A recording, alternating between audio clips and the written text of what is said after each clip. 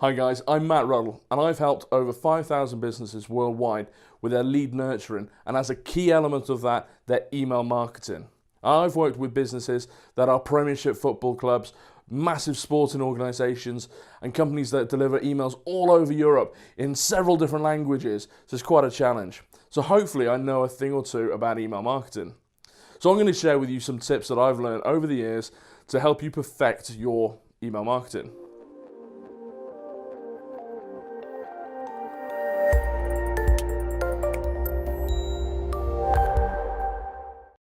My first tip is about communicating with purpose. If you don't know what you're communicating about or what you want people to do, how are your customers going to know? Yeah? So make sure you communicate with purpose. Always set the goal from day one. My next tip is all about your target audience. Whilst you're communicating with purpose, you need to make sure you're sending the right message to the right people. It's absolutely vital. There's no point in you sending out 1 million emails when it's only relevant to 1,000 people. So make sure you're targeted. So my next tip is all about timing. You've got to get your messages right to the audience at the right time. Yeah? You'll read a lot of stuff out there that'll say Mondays are rubbish, Fridays are rubbish, maybe even Tuesdays are rubbish. You have to make your mind up for yourself. Now, at the end of the day, you know your audience better than anyone else. You know the statistics from your email marketing better than anyone else. So make sure you use those to define when you're going to send those messages out. The right timing to the right audience with the right message. Really simple. My next tip is all about subject line.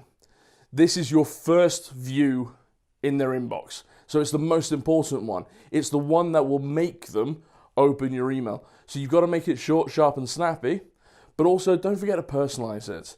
Because bearing in mind, you should be targeting your audience, which means you should know your audience, which means you should also have their first name at least. So make sure you use it in the subject line to help them open it. My next tip is all about the from email address. And again, this is another forgotten element of email marketing because people use info at, do not reply at. What is that about? You want people to reply to your emails. So you know what? Use someone's name. Shock. People buy from people.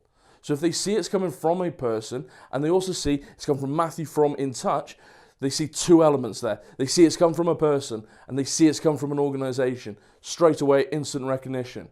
You tie that in with a personalized subject line as well, and you've got the Holy Trinity straight in their inbox. My next tip is all about matching the subject line with the content. Now, I've seen loads of emails over the years where the subject line says one thing and it's really enticing.